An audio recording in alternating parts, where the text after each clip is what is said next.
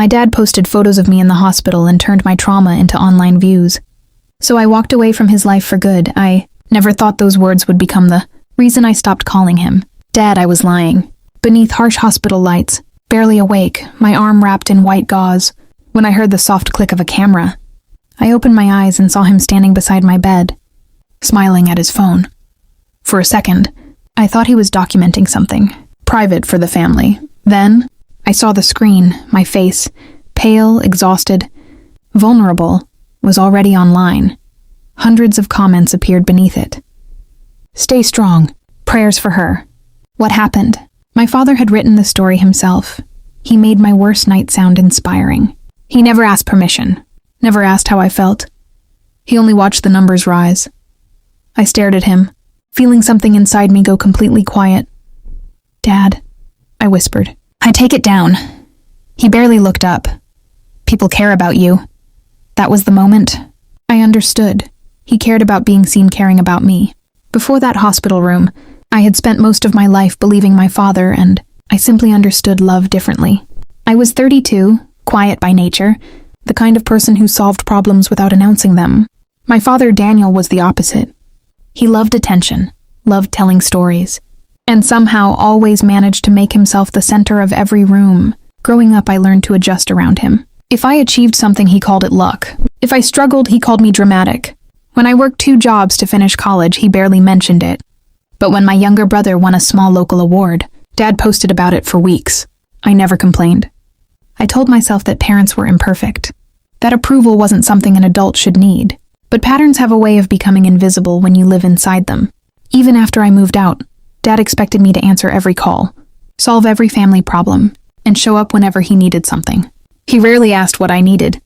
Still, I kept showing up. That was the part I hated admitting later. I had mistaken endurance for loyalty. So when I became sick and ended up in that hospital bed, some small part of me still believed my father would finally see me, not as his difficult daughter, not as someone he could overlook, but simply as his child. Instead, he saw a story. And worse, he saw an audience. That realization hurt more than anything the doctors had told me. After I asked Dad to remove the hospital photos, he sighed as if I had inconvenienced him. They're already getting attention, he said, eyes fixed on his phone. That sentence stayed with me. He eventually deleted the post, but not before several relatives had shared it. At dinner, Aunt Maria touched my shoulder and whispered that I looked so brave in the pictures. I smiled politely while Dad watched from across the table, pleased with himself. Then the small things continued. He would show people the photos privately, saying, "She doesn't like attention." But people really connected with her story. My story, not his to tell. When I reminded him, his smile would tighten for half a second before returning.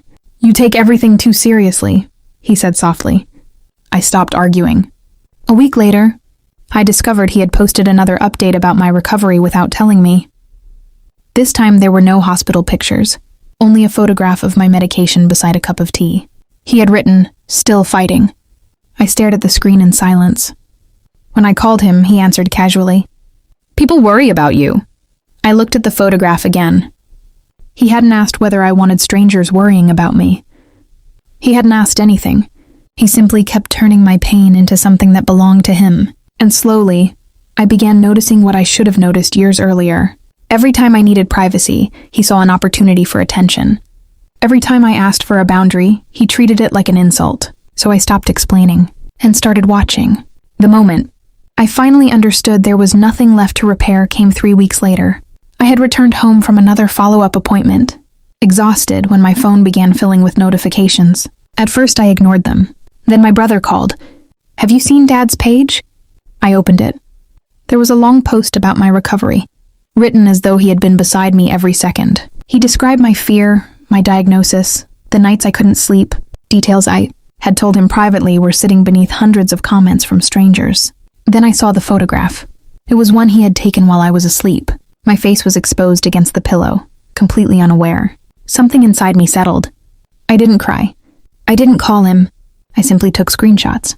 Then I called the hospital and asked whether my information had been shared with anyone. After that, I contacted the website and reported the photographs. Within hours, the post disappeared.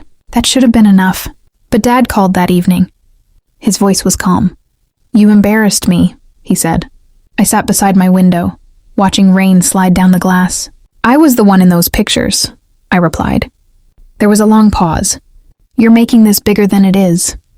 And there it was. Not an apology, not regret, just another attempt to make my pain inconvenient. I realized I had spent years waiting for him to understand a boundary. I had already explained, so I stopped waiting. I packed one suitcase, left my key on the kitchen counter, and walked away without another argument. This time silence wasn't surrender. It was my decision.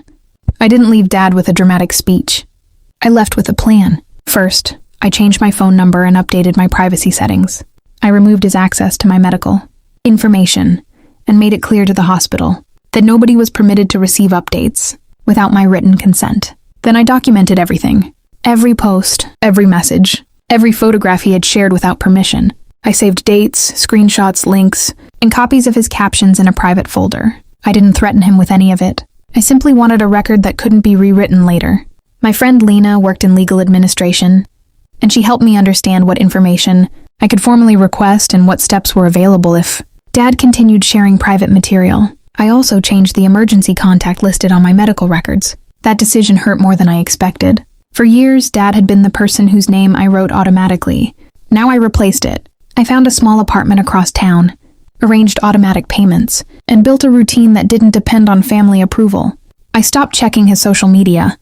I stopped asking relatives what he was saying about me. My revenge wasn't going to be humiliation. It was going to be absence. If Dad wanted an audience, he could have one without me. And if he ever returned claiming he had changed, I decided there would be only one question worth asking. What had he actually done when nobody was watching? I wouldn't believe promises anymore. I'd require proof. 2 years passed before Dad came back. He arrived on a cold Saturday morning, standing outside my apartment with the same familiar coat and a tired expression. I barely recognized. "I've changed," he said. I didn't invite him inside. He told me the house felt empty. He said Mom had left years ago, my brother had moved away, and he finally understood how much he had lost. Then came the request. "Come home." I watched him carefully. There was no anger in me anymore. That surprised me. "Why?" I asked. He looked down. "Because you're my daughter." It sounded almost convincing. Almost. I handed him a small envelope. Inside was a printed list of every boundary I needed. No photographs, no posting about me, no sharing private information, no speaking for me publicly, and no contacting relatives about my personal life. "If you want me back in your life," I said, "follow these for 6 months. Don't announce it. Don't tell anyone. Just do it." He stared at the pages. "You're testing me." "Yes." For once, he didn't argue. Weeks passed. Then months. He stopped posting. He stopped asking relatives about me. When someone mentioned my name online, he changed the subject. I noticed because I quietly checked. At the end of 6 months, he returned the signed paper without saying a word. Then he handed me his phone. I deleted everything. I looked at him. There were no cameras, no audience, no performance, just my father standing there, finally understanding that earning access to me would never be about saying he had changed. It would be about proving it. The first person to notice the change was my aunt. She called one evening and asked, almost cautiously, "What happened to your dad?" I smiled. "What do you mean?" "He doesn't talk about you anymore." That sentence carried more weight than she realized. For years, Dad had made my private life public without understanding why it hurt. Now, for the first time, my silence had become something he respected. My brother noticed, too. He admitted that Dad had stopped sending him updates about me and had even refused to discuss my medical history when relatives asked questions. Nobody applauded him. There was no dramatic celebration. That was what made it meaningful. Change didn't need an audience. Some relatives still thought I had been too harsh. Others believed I should have forgiven Dad immediately because he was family. I didn't argue with them. They hadn't been lying in that hospital bed. They hadn't watched their most vulnerable moment become entertainment for strangers. And they didn't have to live with the quiet fear of wondering whether every private conversation might become tomorrow's post. My relationship with Dad slowly changed, but it never returned to what it had been. There was distance now. Healthy distance. He earned small pieces of trust through ordinary choices, asking, before taking a photograph, keeping conversations private, respecting a no without demanding an explanation. And I learned something I wished I'd understood sooner. Walking away hadn't destroyed my family. It had shown me which relationships could survive without control. Sometimes the person you need to protect most isn't the one everyone expects you to forgive. Sometimes it's yourself. I used to think revenge meant making someone feel the pain they had caused me. Now I understood something quieter. The best revenge was becoming someone who no longer needed their approval. I didn't move back into Dad's house. I didn't erase the past. And I didn't pretend those hospital photographs had never happened. Instead, I built a life where my privacy was mine again. I started taking photographs because I wanted memories that belonged to me. I traveled when I felt like it. I stopped explaining my decisions to relatives who had already chosen their opinions. And Dad? He remained in my life, but on different terms. Our conversations became smaller at first. Weather, work, books, ordinary things. Then slowly they became more honest. One afternoon, he asked before taking a picture of us. "Can I?"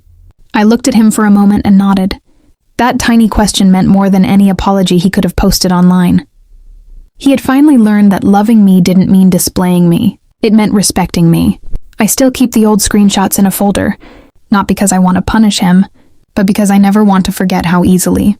I once abandoned my own boundaries to keep someone else comfortable. Today, I don't feel bitterness when I think about that hospital room. I feel distance and gratitude, because the person who walked away that morning was terrified of losing her father. The person who came home to herself 2 years later was no longer afraid of losing anyone who refused to respect her. I didn't destroy my father's life. I simply stopped giving him access to mine. And sometimes, the most powerful, revenge is not making someone regret losing. It is realizing you never needed to be found again.